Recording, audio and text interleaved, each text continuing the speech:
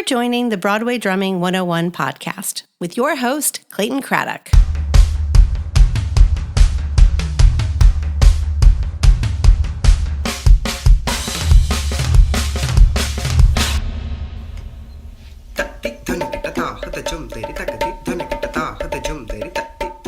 Mariana Ramirez began her music studies at the National Conservatory of Mexico in Mexico City. She went on to receive her Bachelors of Music in Percussion at Rutgers University. She's performed in Europe, Asia, and Mexico, playing with Mexican traditional music bands, symphonic ensembles, chamber orchestras, and pop bands.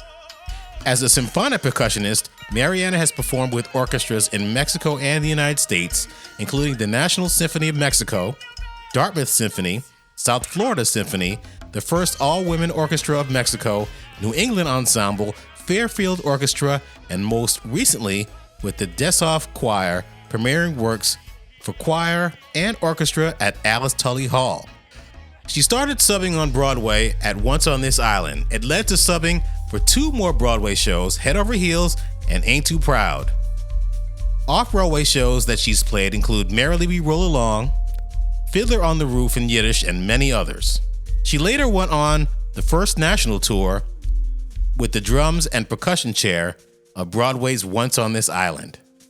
Mariana is now the percussionist at Six, the musical. Welcome to Broadway Drumming 101. My guest today is Mariana Ramirez. Nice to see you. Hi, Clayton. How are you? Very happy to be here. Thanks for having me. Great. I'm so glad that you're here, and I have a lot of things to ask you. And, like I said in the pre-recording process, I have some questions about you being from another country. It's fascinating for myself to find people that have come from different countries and started fresh in the United States and risen to the top of their profession, like yourself. What made you decide to leave Mexico? So you're originally from Mexico City, or what part of Mexico are you from? Yeah, I am from Mexico City, born and raised there. All my family is there, from pretty much Mexico City and like Mexico State, which is kind of the same area because it's really, really big. So it's like all together. So what made me leave? I guess ambition. Ambition to like be the best performer I could, like to have a good education, to learn another language. My dad, my family is not, they're not musicians, but my dad studied abroad in Cuba like before I was born. So I always like kind of grew up with that idea of like going to study abroad somewhere, because it kind of opens your point of view about everything, like experiencing another culture, another place to live, like all that, like opens up your mind in general and how you see things. So that was my idea first, to like get to school, and I mean, I met Andrew really early, like even before I moved to the States. So he helped me to like give me orientation, like where to study and all that. And then who's Andrew? Andrew is my husband. Oh, okay. Another percussionist. Yeah. Oh, really? Okay. Mm-hmm. You met him in Mexico? We met in Mexico in a gig with the Orchestra of Americas. And I actually met other percussionists there. It was Yuri. I don't know if you know her. She plays in Tina. Javier Diaz and Andrew and Nick Canizaro. It was in that gig. And Pete. So we met in that, and all of them are from New York. So I met them, and I still am in touch with some of them. Like that was in 2008.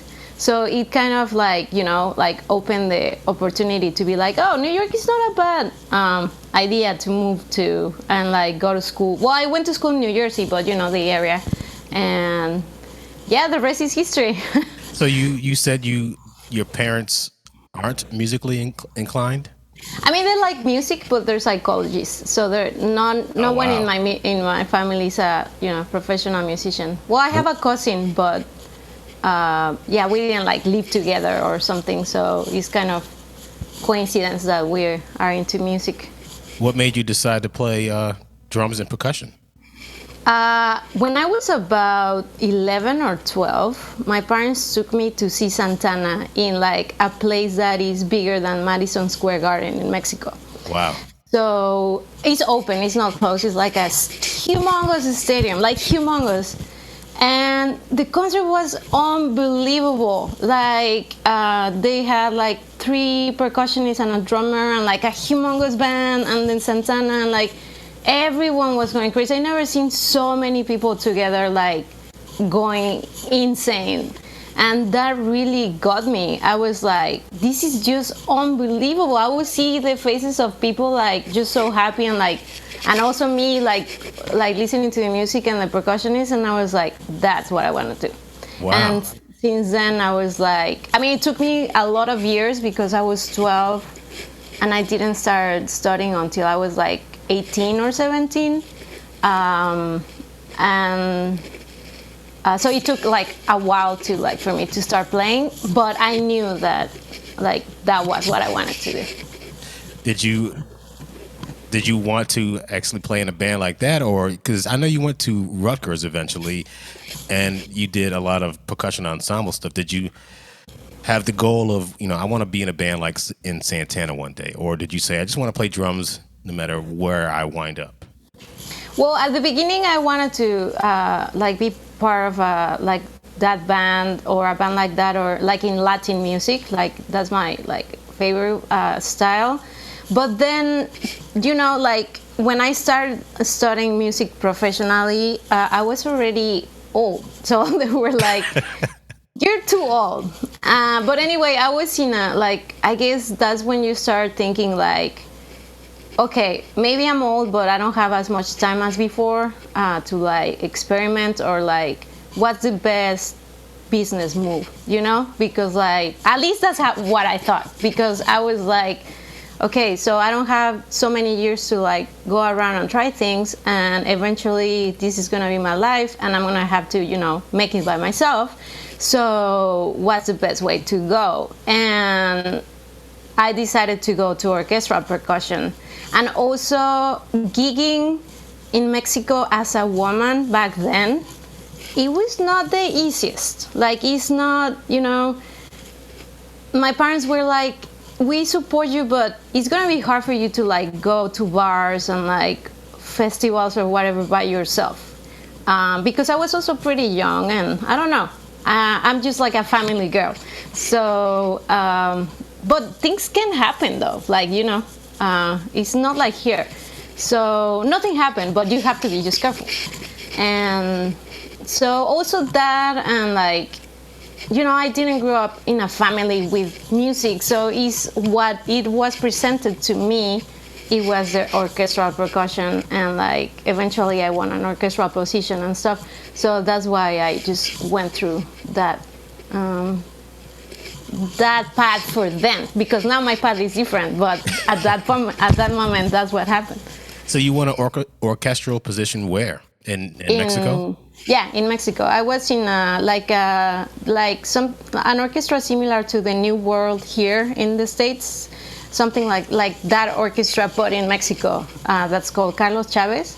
So I won that position in 2009. So you had it was an audition, or? Yeah. So what did you have to do to prepare for that? Oh man, I prepared a year for that audition. So it was like every day, like a marathon. Like I remember like practicing like 3-5 hours every single day at least for that audition.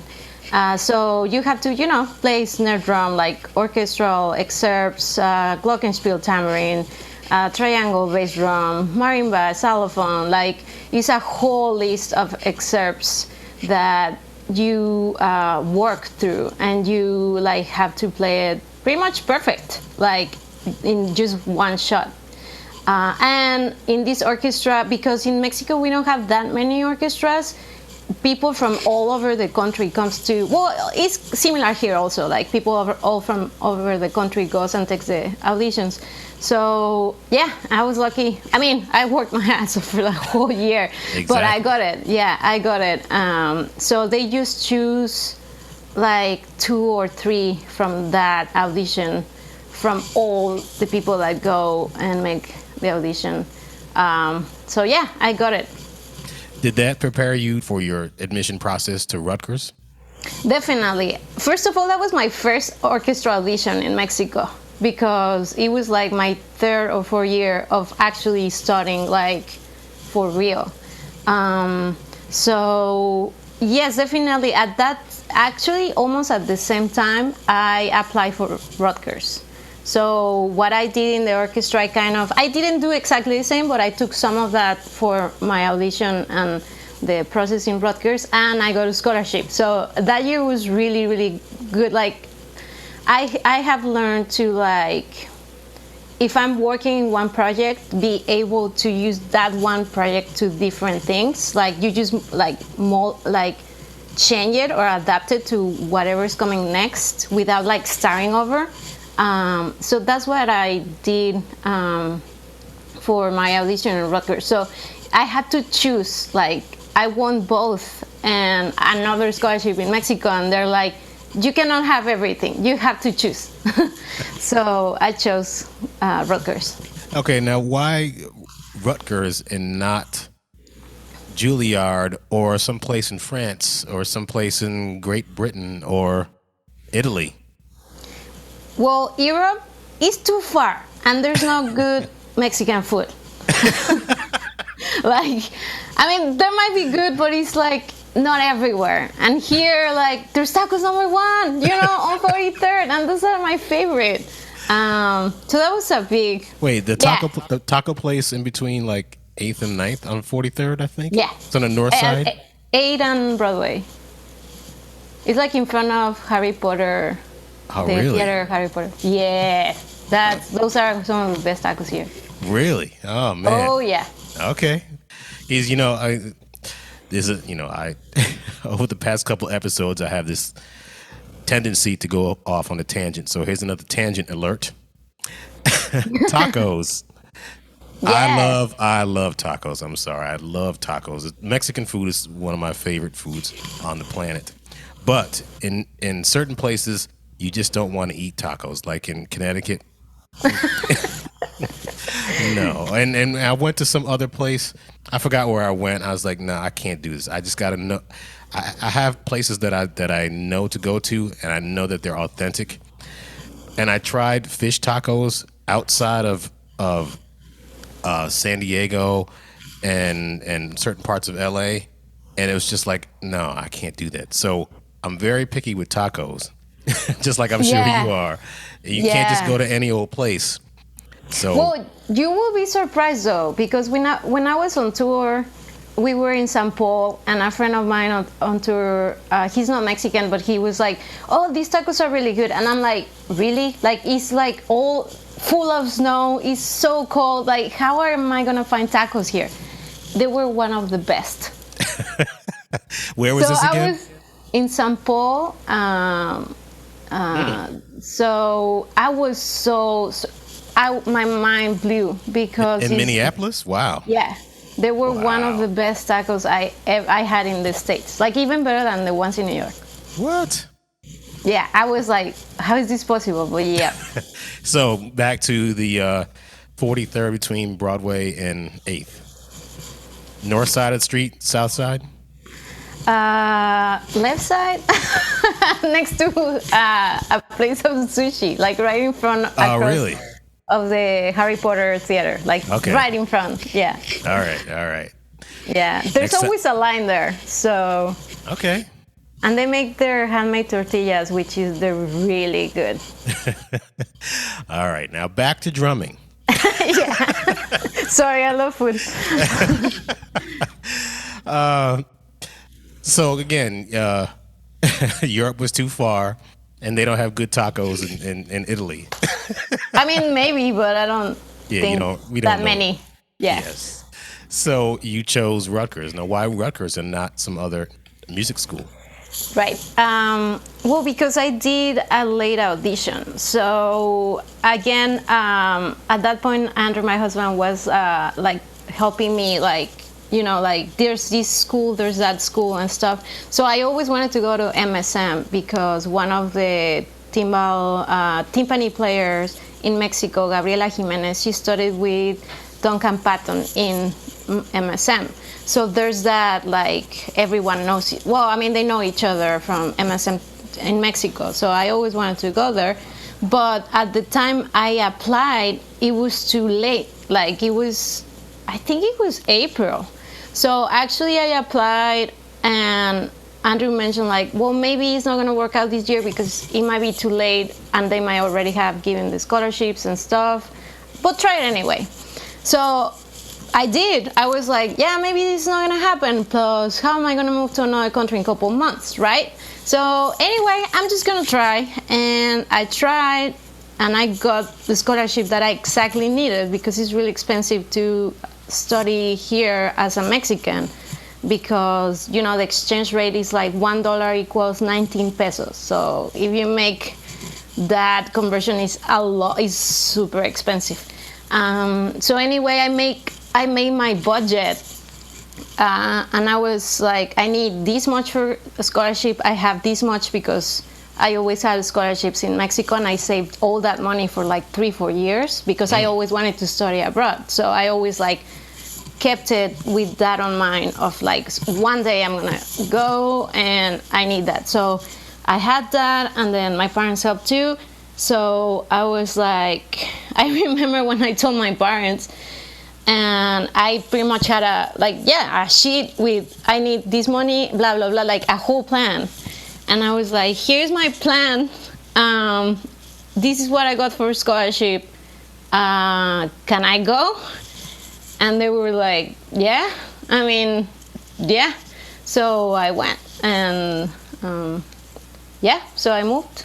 And then so I got accepted. Why I didn't get to other schools? Because I applied late, and because I got the scholarship there. When people get to either college or, you know, coming to New York City, and they are a star musician and wherever they come from, and then they get around a bunch of other people that are just as good. Did you find that you were intimidated, and how did you handle that? Or did you feel like, oh my God, there's so many great musicians, let me just learn from everybody? Were you intimidated or were you inspired? I think both. I was super intimidated for other things like the language. Like, I always knew English, but moving here, man, everyone talks so fast. And it's like, wait, what? Like, can you just like slow down a little bit? And like, yeah, it was hard. Like, I knew English. Like, I mean, you have to take tests, and like, they don't just let you come here and like, oh, good luck. No, it's like a whole process of not only music. So, yeah, that was one of the things that I remember, like, something that I really miss a lot of years was to tell jokes, because I really like to tell jokes, and I couldn't tell them because I didn't have, you know, like, the way to translate it fast in my mind. I just couldn't. So I would be like, think about a joke in Spanish, and I'm like, oh, I can say it because I don't know how to say it. So yeah, that's intimidating. Like when you know you cannot like communicate right away and fast, and everything is so fast paced here that, oh man, it's hard. Like, I remember having like headaches every day because like I was like thinking so hard. So I was intimidated for the cultural shock because it's completely different. Like, so what's the biggest difference between Mexico City and, well, Mexico City and Rutgers is a big difference, but Mexico City and New York City, tell me what the big cultural differences are. Well, I love New York, so I really like from here that there's people from everywhere. Like, I have the chance to meet people from many cultures and play with people with from many cultures. So that's so cool. We don't have that in Mexico. In Mexico, we're pretty much all Mexicans. And yeah, there's like people from other countries more now. But growing up, we don't really have that. Like, we don't have much diversity I mean, our culture is very diverse, but not from other cultures, you know. So that's a huge difference. Mexico is like 2 or 3 times bigger than New York. So you have to really know how to move around, and that's something I used to love. Like, I drive a lot. I used to drive a lot, and I will have friends in many different like places of the city, and I was really proud because my mom would be like, hey, I have to go to this part of the city, how do I get there? And I would be like, oh yeah, like you take this and that and blah blah blah. So that's like a really good skill to have in Mexico. We didn't have GPS back then, so you just have to remember how to get there. But also that, like, when I have traveled to other countries, that kind of idea helped me a lot because you just figure it out. Like, maybe you don't even know, the language or something, and you get where you have to go. So there's some skills that I learned in Mexico that you can apply in the whole world, like the driving, because if you drive in Mexico City, you can drive in pretty much everywhere, even in Cambodia. And yeah, no, for sure, for real. And what's Cambodia like? Have you been there? Well, yeah, there's no, well, in the part that I was, they're not red light or green light. It's like everybody for everybody. So you have to go like shoo, like that. It's like a video game. But nobody crashes. It's insane. Nobody crashes. I don't know if you've seen videos online that everyone is like that. It's like that. Mexico is not so much like that, but sometimes. So there's situations that maybe the light doesn't work and then you have to do that, but it's not like all the time. It's like once in a while. But it's a good preparation. So is New York City that much faster paced than Mexico City? Yeah, definitely. In Mexico City or in Mexico, we still make time, like, on the weekends to like get together as a family and like have breakfast with the grandparents and see your cousins. And maybe it's not every weekend, but as often as possible. Or like at night, there's always parties. Like there's always like, oh, there's a birthday, we're gonna get together, and then you get together, and like so everybody works a lot, but there's also time to like get together with family and friends, and that's a very important like thing for us. And here, sometimes you're so busy that there's not time for that. So yeah. Do you try to incorporate some of those customs into your life here in the United States? Oh yeah, definitely. Yeah. There's some, like, especially in Christmas time, we have like the tricking days that we get together to like cut the traditional like bread. In September, yeah, it's just the idea of just getting together once in a while, like share a meal, like talk and like that kind of stuff. Yeah, I try to do that as much as possible. And when you get together, I'm sure you have really good tacos. Yeah. Well, not only tacos, like Andrew, actually, we spent 3 months in Mexico in COVID, and he learned how to make huevos rancheros from like salsa from scratch and handmade tortillas. So now he's, like... Flour or corn? Corn. Yeah. So he's a really good cook. And yeah, when we get together, we try to do different things. Like if it's breakfast, huevos rancheros or chilaquiles. And other friends are from other parts of Mexico, and they cook more seafood and like ceviche and aguachile and like pasta with... Yeah. Sorry, I love food. I'm about to hang up. I'm about to go get some food right now. Sounds so good. I love Mexican food. I'm sorry. We love food too. Back to drumming again. Yes.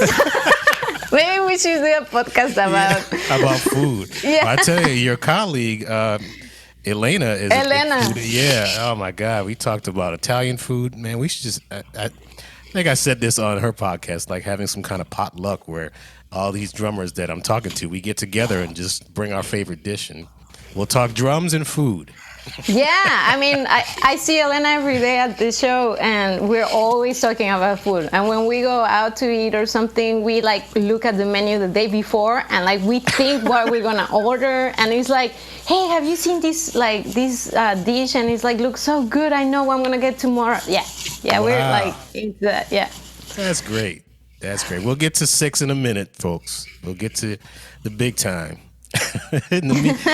Right now, we're going over food and Rutgers, and so you got to Rutgers, you got your degree, and what was the focus at Rutgers? It was Orchestral, percussion? orchestral as well, but I started studying with Javier Diaz there.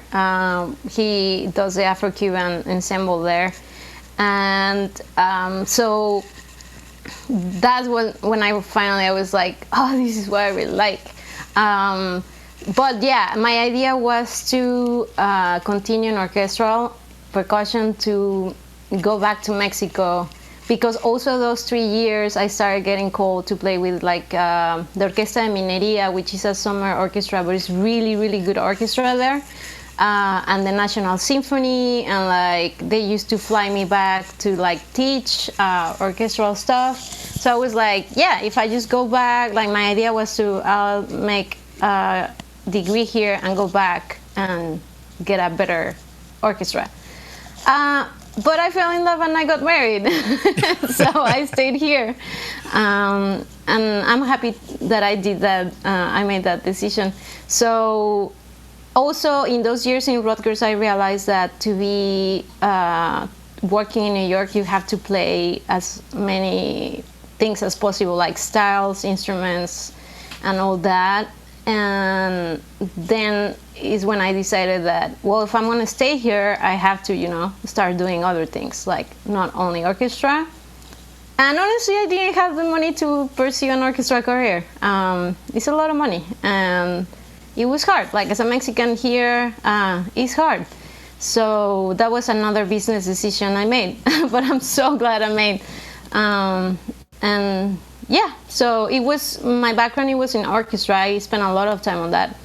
But then once I finished school, I started changing to like other things, like playing with bands. I always played with a band though. Like before my studies in Mexico, I used to play with a cover band. Like we played rock, like Soda Stereo, and like Latin American rock, which it was really cool. So I played that before. So after school, I kind of started doing that kind of stuff again, and musicals, and like everything I could do. Well, when you said that you used to drive all the time when you were in Mexico City and other places, and your driving skills are top notch. Did you have a car when you came to Rutgers or afterwards? No, I didn't have anything. Like I had 2 suitcases. That was it. Oh, wow, really? Yeah, I didn't even have a lot of sticks or mallets or, yeah. Nope, I didn't have a car. Did you eventually get one? Do you drive now? We did. Now, thank God, yes. Yeah, but no, I didn't have a car all those years in school. I went a lot back and forth. Like Andrew lived in New York and I lived in New Jersey. Just buses and subways and all that stuff. And then we got married, and our first year when we got married, we got a car, yeah. Because I was teaching in New Jersey, so I had to like go back and forth a lot. So yeah, until 2013, and I moved here 2010. So you stayed here and you started playing in different groups. And what was the thing that I know that you were doing some things that you founded, like the percussion quartet Excelsius? Tell me about that. Yeah, so I finished school and all that, and I remember I was sitting one day like watching videos of, so percussion and different ensembles that are so good, and I was like, they're amazing, but there's no girls. Like, why aren't there girls? Like, it's not even mixed, it's just like guys. So I was like, maybe that should change. So I just had the idea of making the quartet, and I knew Marcelina from before, like years before.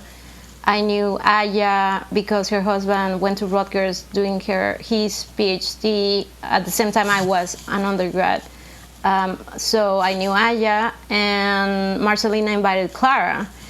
And I reached out to them and I said, I want to make a quartet. I just think we should, do something different. And I mean, there's such good musicians. So we got together and we had one rehearsal, and then we're like, oh yeah, we actually like each other a lot. So it worked out, and then we performed our first concert in the Day of Percussion in NYU that year. I think it was, maybe 2013, 14, something like that. And since then, we've been together having really cool adventures and cool gigs. So now Marcelina is in New World Symphony, Aya is in New Heaven Symphony, and Clara, she's not part of the ensemble, but we just invited Britton Matthews, an amazing soloist player, and so we're getting ready for next season. Where'd the name Excelsius come from? Excelsis, sorry. Excelsis, it's a Latin word and means in the highest. So when I was thinking about the ensemble, I was looking and thinking for names, and something that I was like, well, I need a word that is kind of universal, because we all speak different languages in ensemble. Like Marcelina speaks Polish, Aya speaks Japanese, I speak Spanish, and Britton speaks English. Everybody speaks English, but mostly all of us are from other countries, and like we grew up in other countries and came here. So, and it's actually funny because we all have different accents and sometimes we don't understand each other.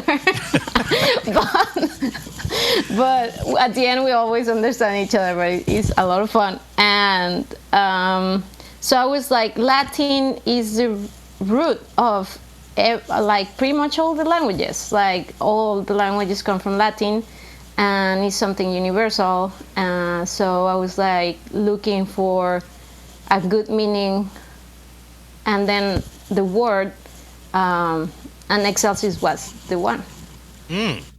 That's cool. Yeah. You have also done stuff for not only for the National Symphony of Mexico, the Dartmouth Symphony, South Florida Symphony, and the first Women's Orchestra of Mexico. Yeah. That's amazing. And the New York Ensemble Fairfield Orchestra. It's a lot of great stuff you've done in that. Was this all after Rutgers, or? Yeah, pretty much everything. I mean, South Florida was during Rutgers. The orchestras in Mexico, I played with them during Rutgers. So I guess half and half, yeah.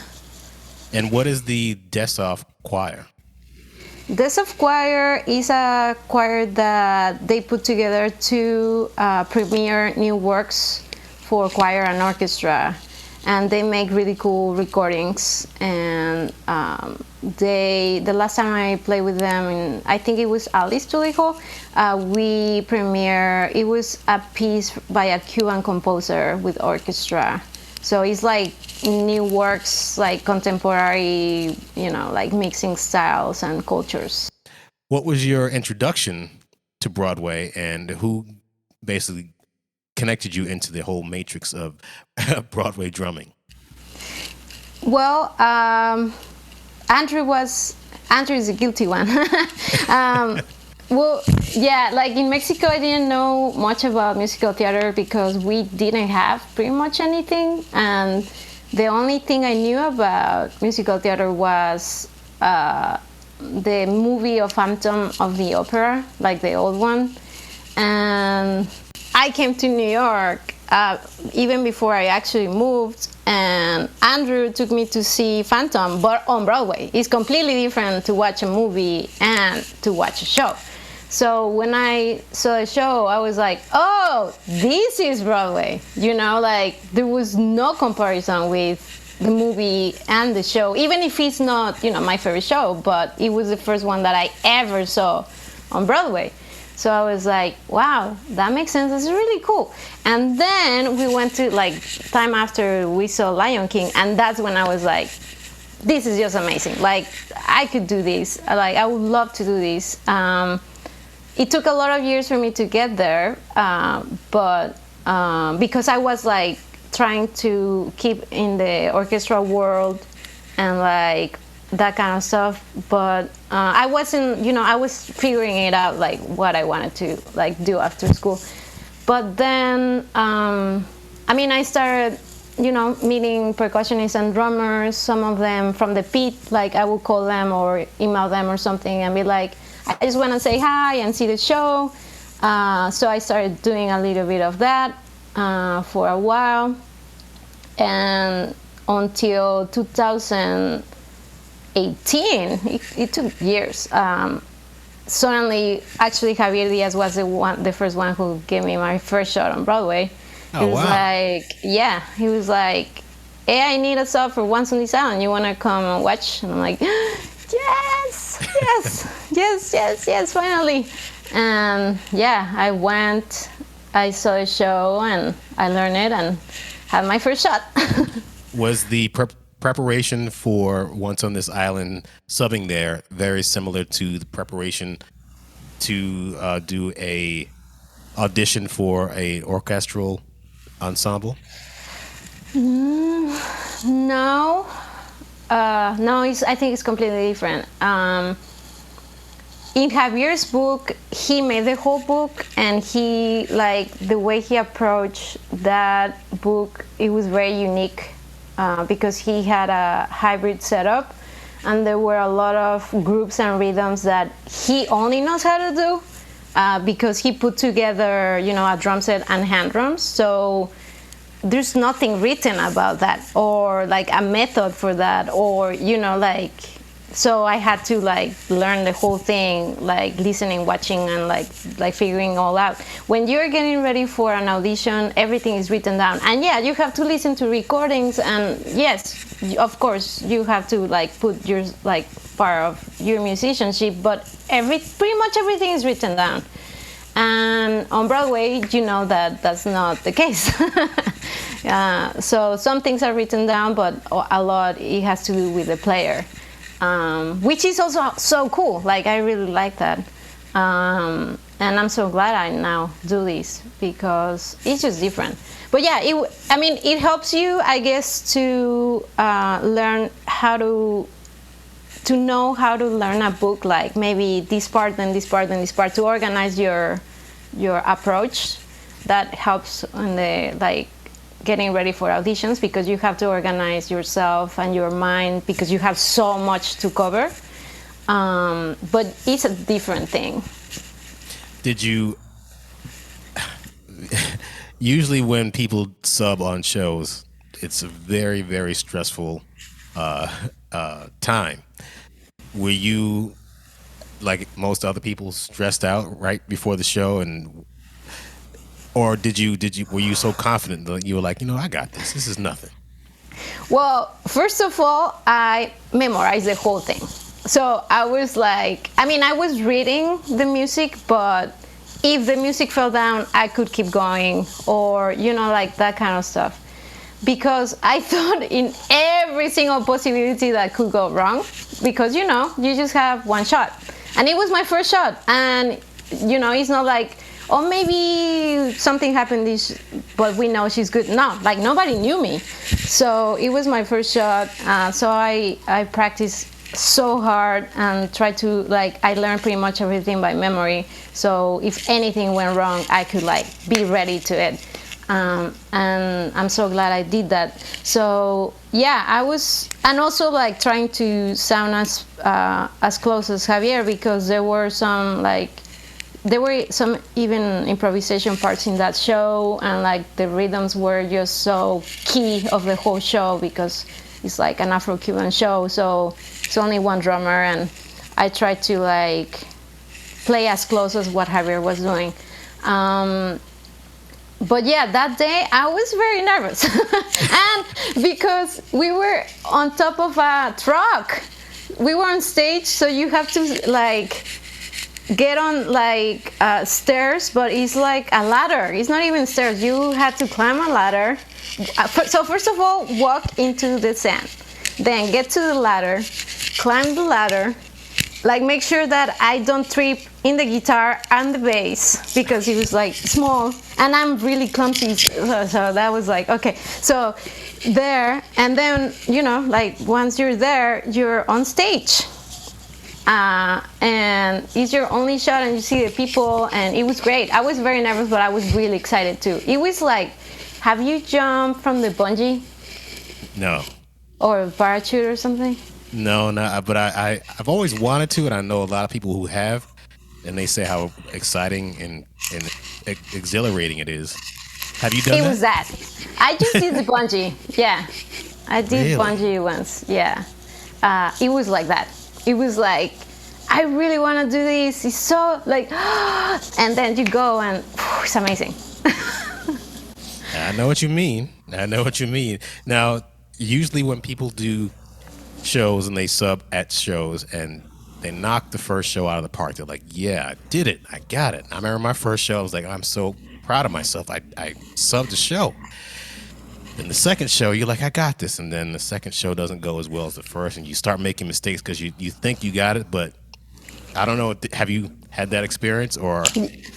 Yeah, definitely. Actually, after first show, that's one of the things that Javier told me. He was like, you did great, but the second show is always the hardest. And I'm so glad he said that because I wouldn't know.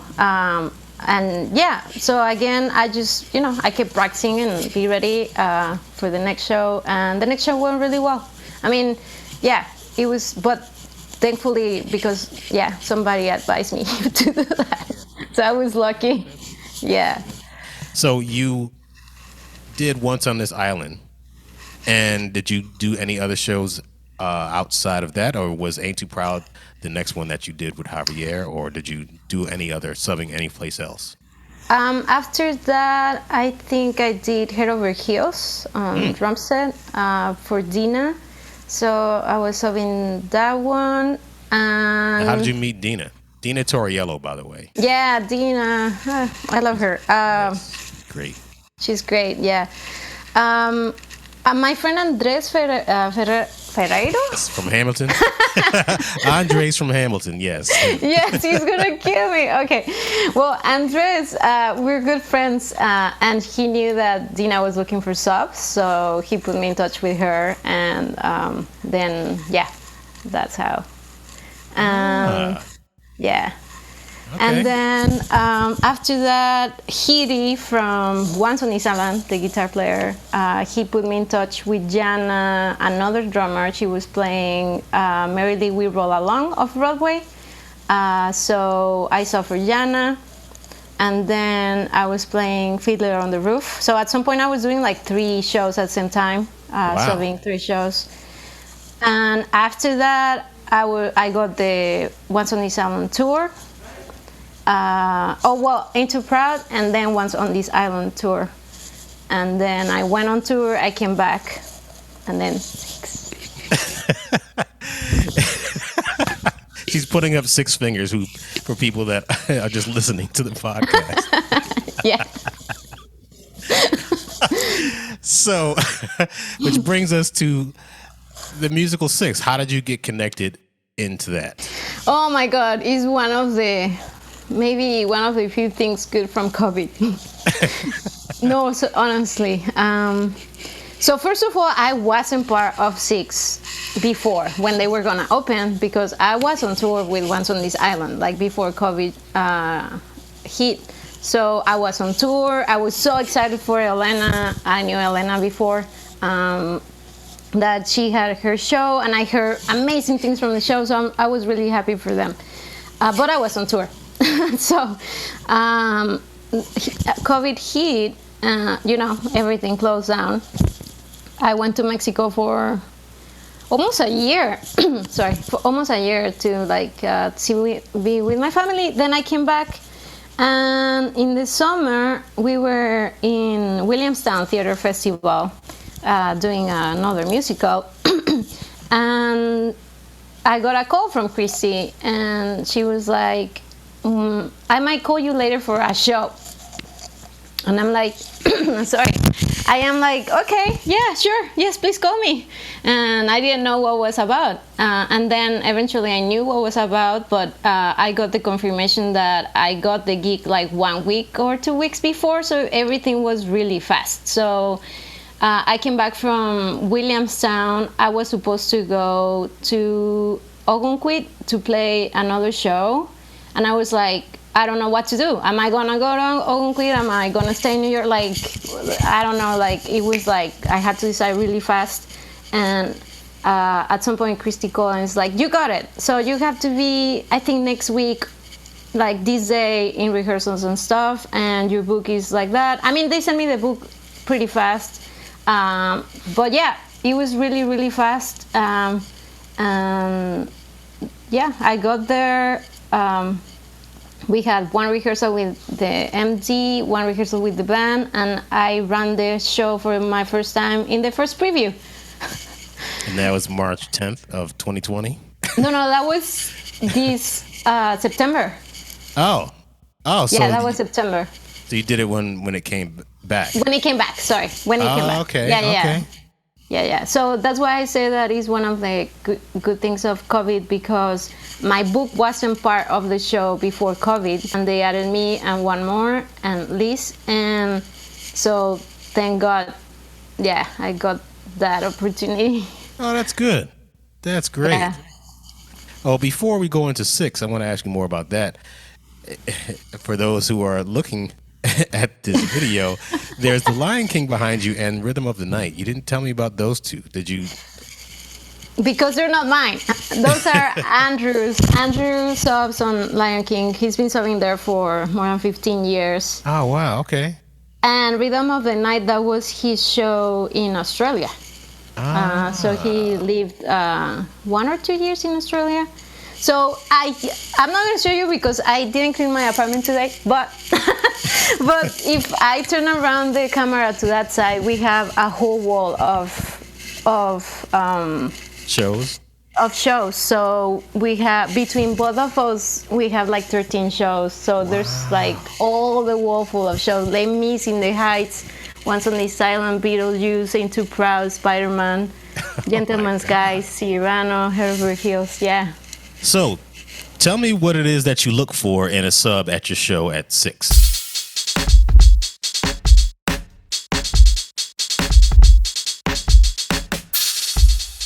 If you like what you hear on the show, subscribe to the Broadway Drumming 101 newsletter at broadwaydrumming101.substack.com. That's Substack, substack.com. The Broadway Drumming 101 newsletter is your one-stop shop for everything you'll need to know about playing drums for Broadway musicals. When you subscribe to the newsletter, you'll learn about what it takes to be a successful pit musician, with content delivered directly to your email inbox 2 to 3 times a week. For $5 a month or $50 a year, you'll have a backstage pass to the world of a Broadway drummer playing on a hit show. As a paying subscriber, you'll receive behind-the-scenes access to the life of a musician who makes a living on Broadway. You'll also be able to read every post, not just those occasional free ones. You'll get access to all newsletter issues in the archives and have an ability to participate in subscriber-only comments and events. If you become a founding member for a gift of only $75, you'll receive discounted private drum lessons and a 25% discount on future promotional products. If you'd like to make a direct contribution to the production of this show, you can reach us at Venmo at Clayton-Craddock, Cash App at Syncopated, that's CINCOPATED, or PayPal at Clayton Craddock. Any amount of support will be appreciated. Thank you for listening. So, tell me what it is that you look for in a sub at your show at 6. Yeah, well, when I look for somebody to sub for me, I am looking for somebody that is willing to spend the time learning the book very well. My book is a little tricky because it depends everything on the pad. There's a lot of patches that you cannot practice if you are not in the theater. So you will need a lot of time to like go over every single patch for the whole show. So that, and also somebody fun that is going to be able to like have good relationships with the rest of the band. And somebody that can bring in some food, correct? Yes. And jokes. And jokes, like that's one of the requirements. I actually just got a book with 800 jokes, so whoever sub is there, they can just read it and tell 1 or 2 jokes. Is one of their requirements that they have to be able to tell a joke? Yep. Well, I tell you, I wouldn't be able to sub for you because I suck at telling jokes. But you just gotta read them. And I was ridiculed by a lot of people in Memphis, the musical. I'd be like, yeah, so 2 people walk into a bar, right? And then the guy says to the other guy, hi. And I'm like, oh my God, I just screwed up the whole joke. They're like, boo, boo. Oh, man, I'm terrible. But well, I don't know if, sorry. When I do tell a good joke, it's good, but you know, I gotta prepare like I'm about to sub. I gotta prepare my jokes the same way I would if I was gonna sub a show. Yeah. 1 month is one month of getting ready to tell one joke. So one of these days, you got a joke for us right now? Oh man. No, I don't want to put you on the spot. Think of one. If you have one, then tell at the end of the. Well, the thing is, like, I don't have them memorized, but I have like screenshots, like all the time. Yeah, I do have one. Uh-oh. Are you ready? Guy walks into a bar. No, go ahead. No, my jokes are like kid jokes. So it's like, what do you call an illegally parked frog? What do you call an illegally parked frog? What? Toad. Yeah, those are my kind of jokes.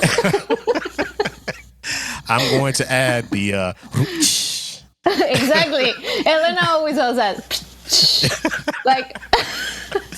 I'm going to put that part of the podcast. You'll see. I'm going to have a laugh track too. Well, okay. Oh, and aplausos, because that's like a thing. Claps. Yes, yeah. Applausos. Exactly. Applausos. Like, yeah, it's when no one laughs and you're like, okay, aplausos. It's like, oh, okay. I'm going to have the applause sign up too, like flashing. So anyone that's watching this. Yeah. Oh, man. So, you know, there are a lot of shows that do have electronics nowadays, and it's, you know, some people have the Ableton set up, which again, I need to learn because I know that a lot of people have that, and a lot of people have different types of electronics. You have electronics. What exactly do you have in the pit? Yeah, I have a Roland SPD and a MIDI controller, like a keyboard. And it's a little, I never played a book like this. It's not Ableton, but a lot of the sounds that I have on the pad, they have certain kind of delay or a different response that you won't have in a drum set or in an acoustic percussion instrument. So you have to play with the click, but sometimes kind of be ahead of the click, but with the click and with the track. So it's really weird feeling of being in a different kind of pocket, because it's not like a normal usual pocket. It's very confusing because when you're playing the pad, it doesn't react right away. There's always like a short delay, and every patch is different. So you have to remember which song you have to be on top of the click, which song you have to be exactly with the click, and with patch you have to be a little bit like on the back end of the click. So that's been pretty challenging for the subs lately, and it's just something really weird that I never experienced. But yeah, it's fun. Once you get it, it's like being more of a machine rather than a musician too. Like, it's a very unique book. Yeah. So as far as getting somebody to learn that kind of stuff, do they have to come into your pit and practice on your actual rig, or is there something that people can do at home to emulate that? Because I guess it would be kind of difficult for somebody to do that.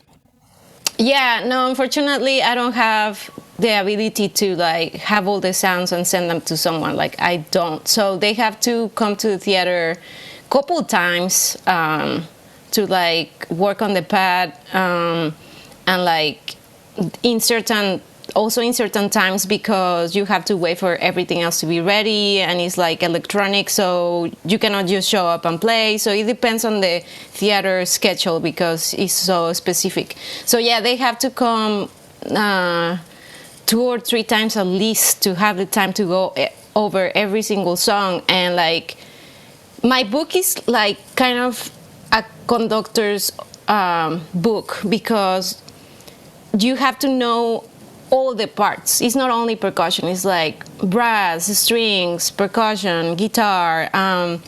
So a lot of things. So if you don't know what to listen for, you're not gonna know if you're playing it correctly or not, because it's mixing with the track at the same time. So sometimes you think like the track has what you're playing, but no, it's like you. And like, if you don't know the part very well, like, there's no way for you to know who is playing what. Do you kind of have to? Do you have to almost memorize your book in order to get it right, or is it?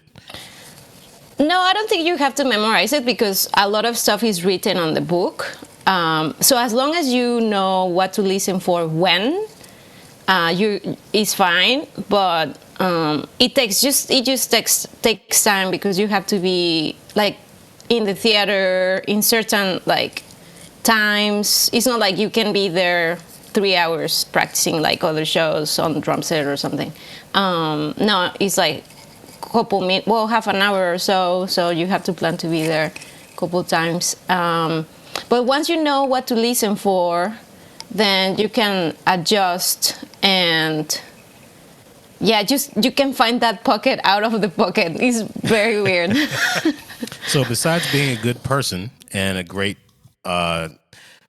musician, what do you think is the most important thing that any drummer / percussionist should know about being a success on Broadway?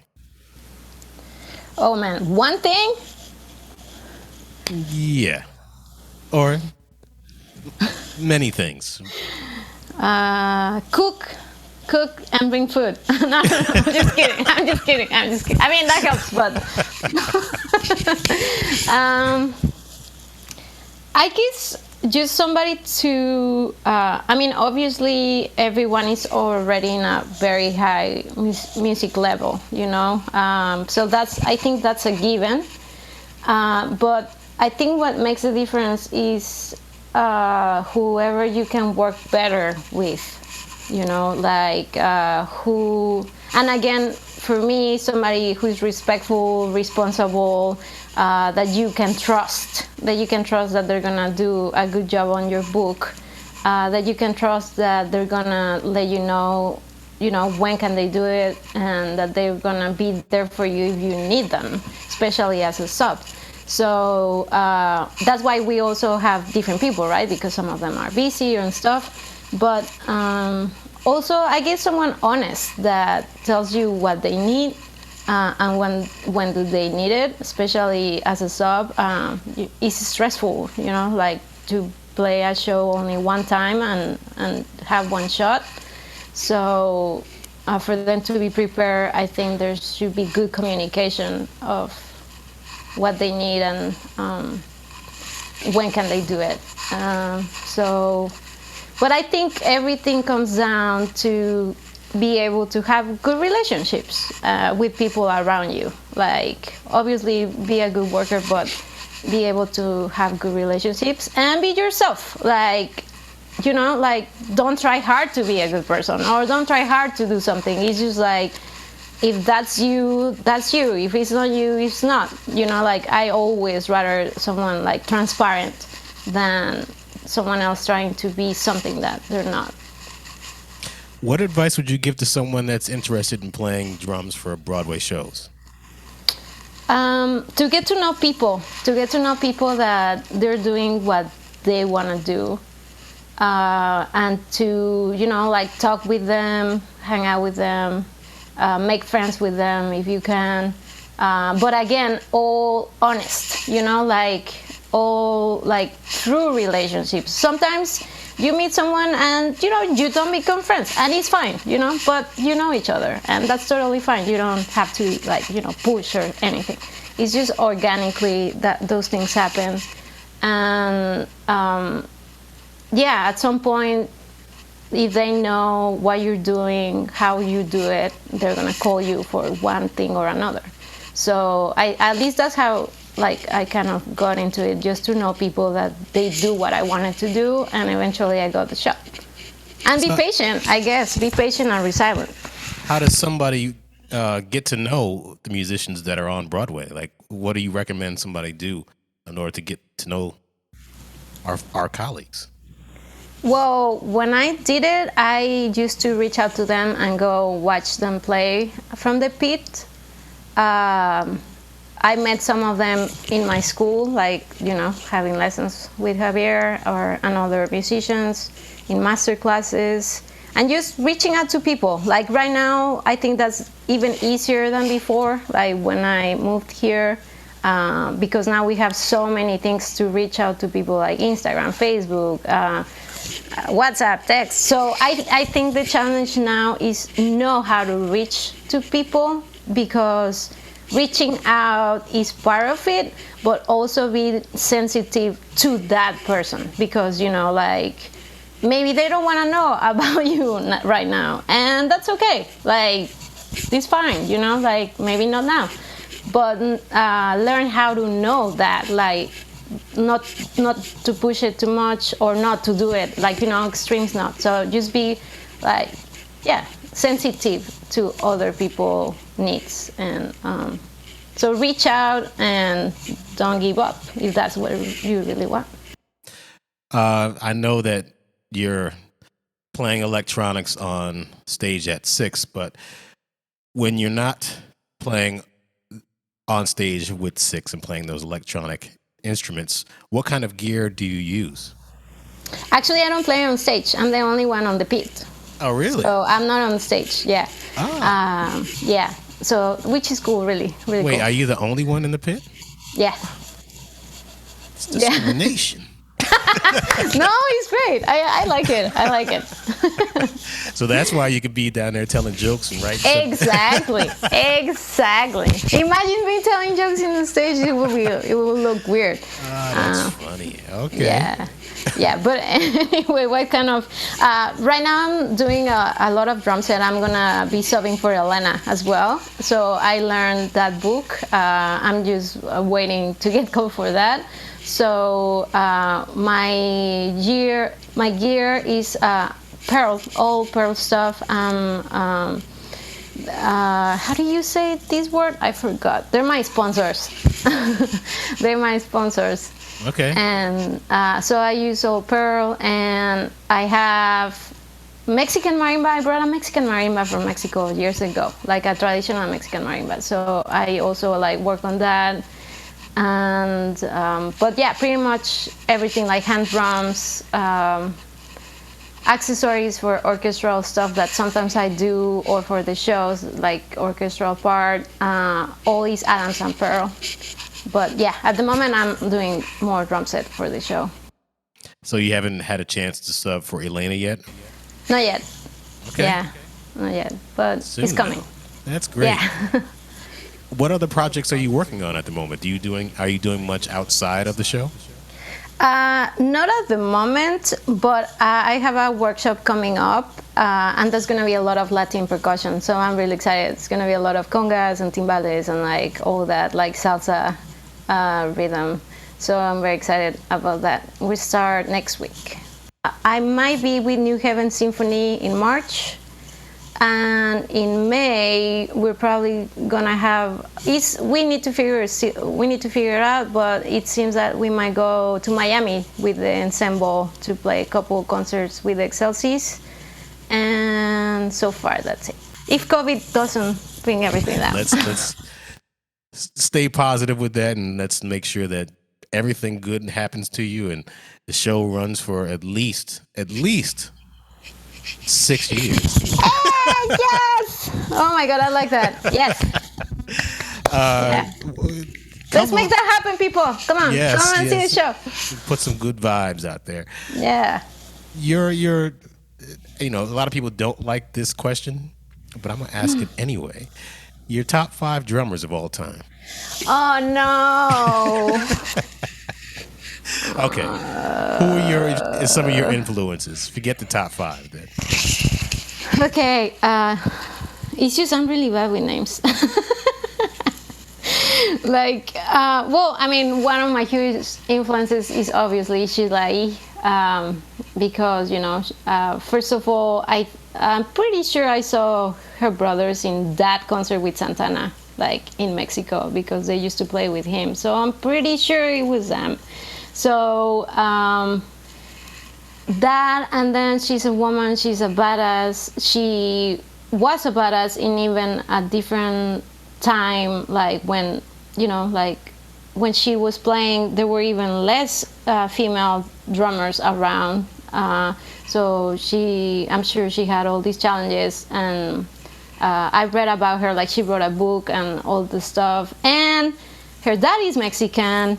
So there's a lot of things that, I look up to her, not only playing, like also like her life experiences and her style and everything. And I think she's one of my biggest influences on drumming. Steve Gadd, I love Steve Gadd. You ever get a chance to meet Sheila E. yet? Not yet. I wrote to her once, but she never answered. One thing about playing shows, it's different now, unfortunately, but in the future, when things get better, when you have a show, a lot of people come see the show and they come backstage. And I met so many of my heroes growing up. I was like, oh my God, that's LL Cool J. That's Peyton Manning. That's Kenneth Gamble. That's, Jennifer Hudson. And, you start meeting at Smokey Robinson, and everybody comes to see your show. And Sonia Sotomayor. I'm like, oh my God. And Hillary Clinton. And one day, you're going to be like, oh my God, that's Sheila E. She's backstage, finally. Yeah, that would be amazing. And Steve Gadd and all your let's leave it there. So where can people find you on social media? I'm more on Instagram. My handle is Mariana_drums. I might change it for Mariana_little beats. I got that nickname in a gig not too long ago, and I really like it. Wait, little what? Little Beats, Beats, Beats. Cool. But for now it's Mariana_drums. Nice. In Instagram.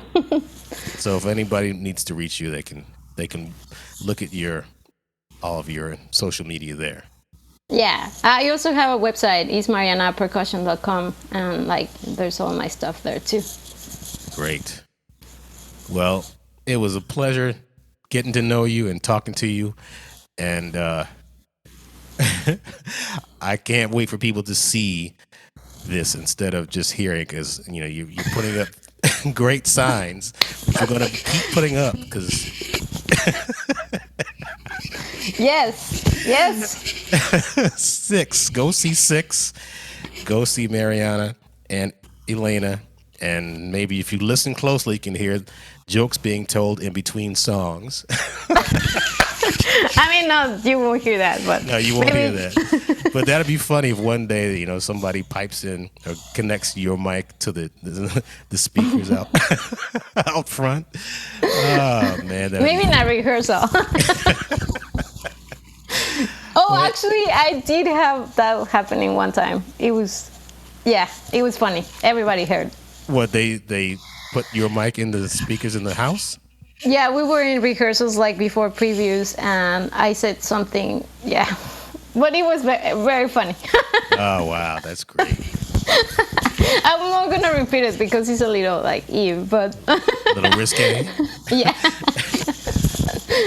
Well, thank you, Mariana. I really appreciate you taking time out, and it was great to talk to you.